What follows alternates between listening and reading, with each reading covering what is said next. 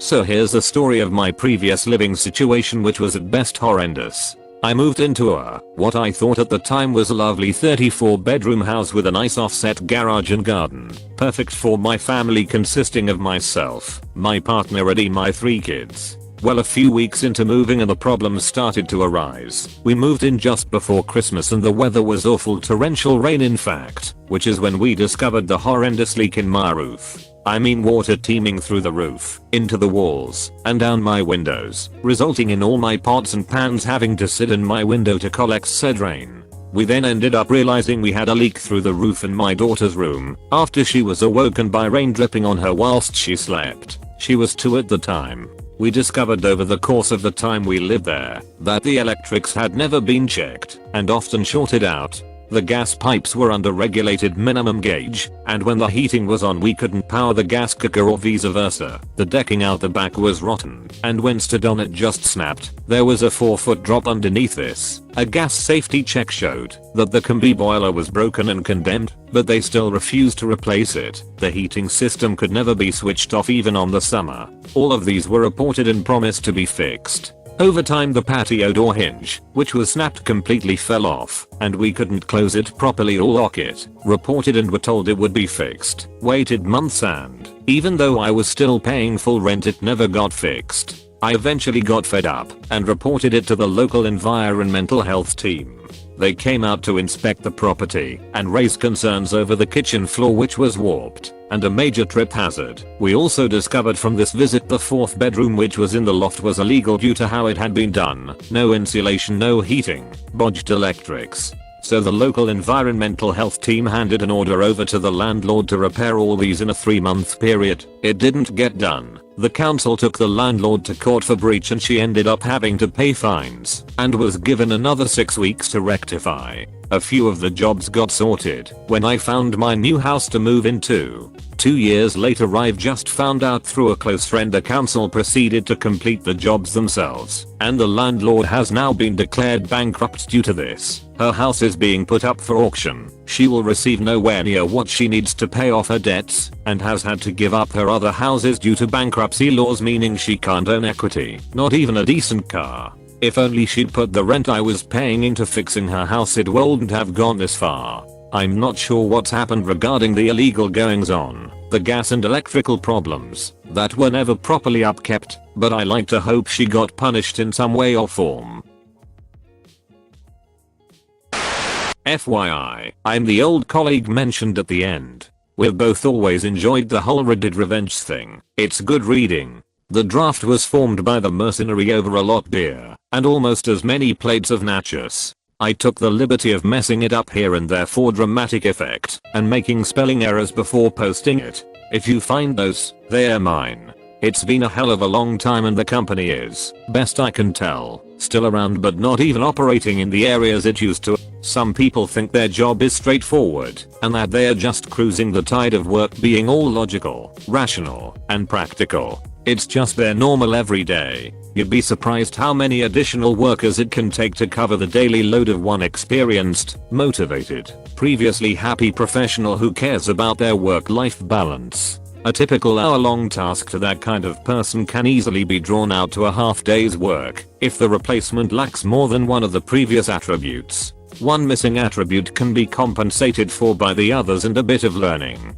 2. Trouble. 3. Oof. This is the late 90s. Computers and servers ain't trusted. They can and do fail. Cloud backup is viewed with concern and professional paranoia. High capacity magnetic backup tapes can be lost or destroyed. At best they often take time to restore, so you can pull the data you want. Distressingly, they always seem to be the ones that have lost their labels and are in an unmarked fireproof cabinet stored off-site, or the team have issues with it and need the backup of the backup from long-term secure storage. Thus, there must be a hard copy in a local secure location, just in case the worst happens. Eventually the company actually had to use a hard copy folder to recover a project and found that they spent so much damn engineer high $billable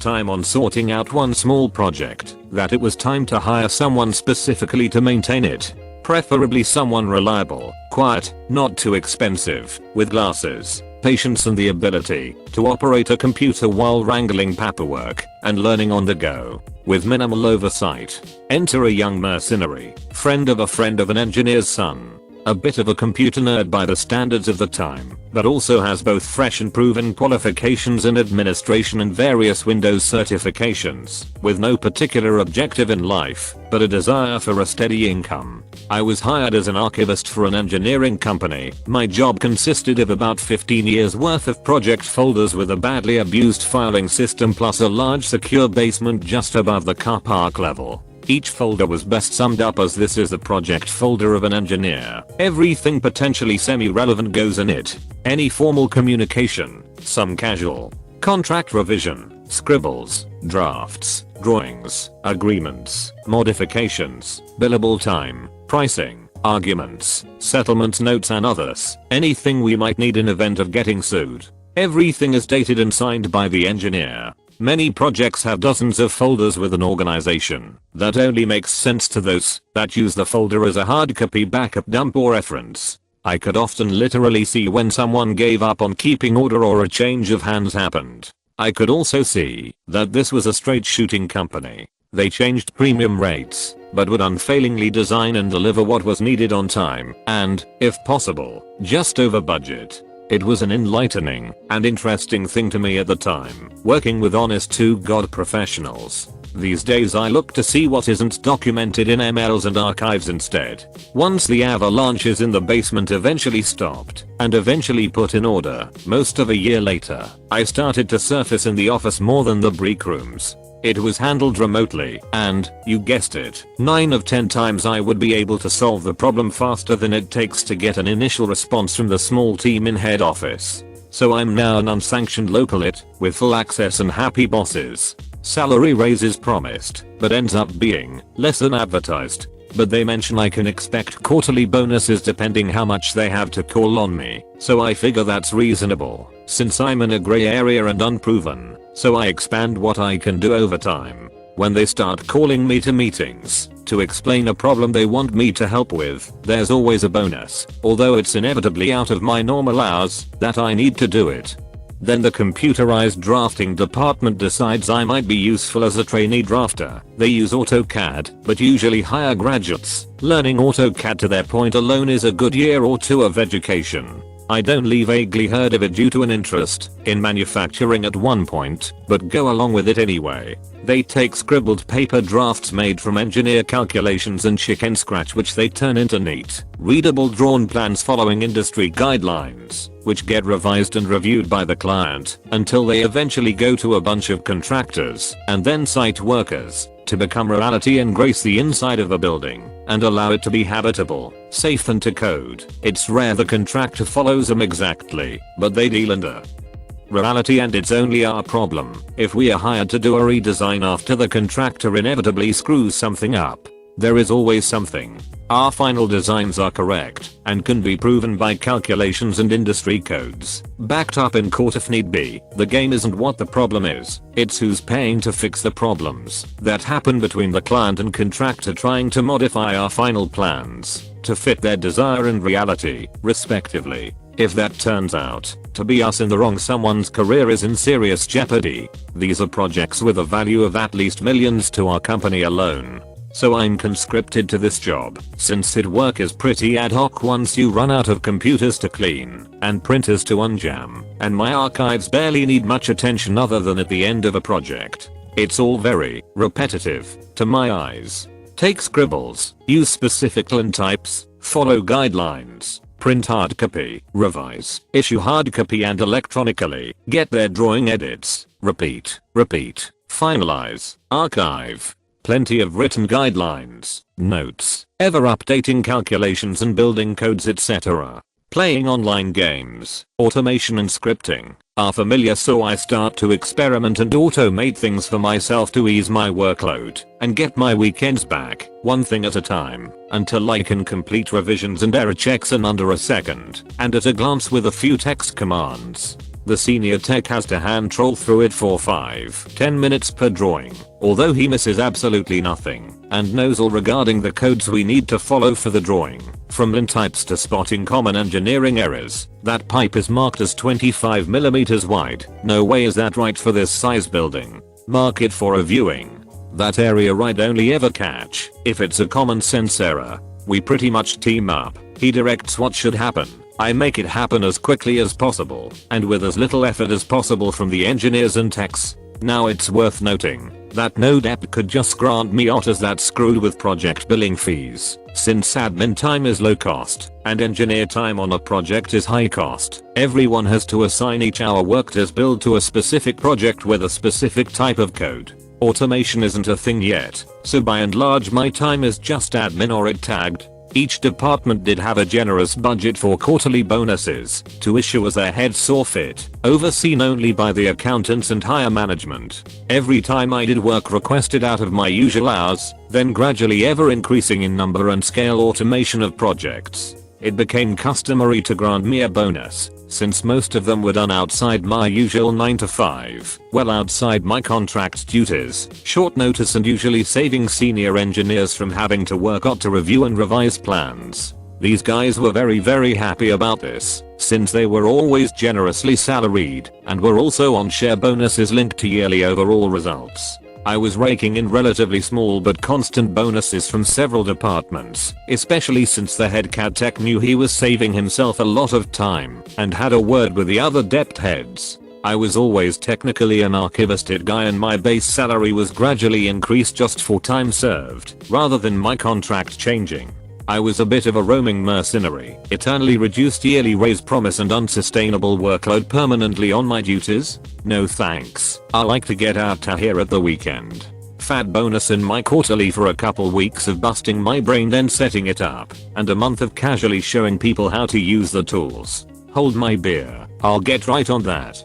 This went on over a period of about 6 years, until I eventually received an astagram from head office deciding my position needed reassessed. Not our branch or even via our director.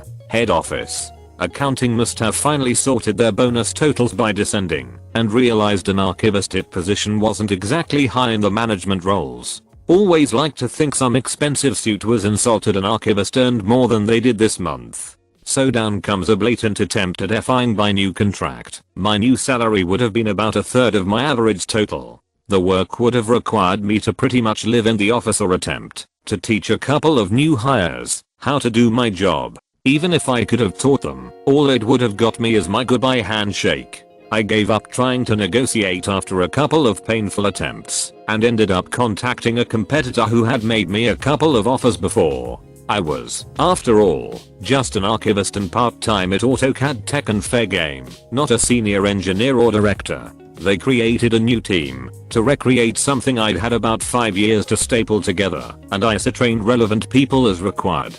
That was enough for me to realize how far I'd actually gotten. Apparently my bonus happy seniors gradually bailed out after I left, since the powers that be thought arranging automation for less than my bonuses should be part of their roles. I only found that out years after the office closed, and I ran into an old colleague. Half of them covered day-to-day stuff and half tried to figure out how the hell. I didn't know offhand exactly how things worked by that stage. It was all too project specific and too varied to hold in my head long before I left. I'd never sat down and designed it to be modular, like you would given the time to do it. All the source and attest material scripts, protocol references and design documents I ever used or made all existed individually. They were just scattered over every department section of each project. Since if it's billed to DeptX has to manage the protocols, files, paperwork and most scripts would be adjusted for the quirks of each. In a new project worth tens of millions, a charge for a couple $K worth of admin time wouldn't even cause a blip on the radar.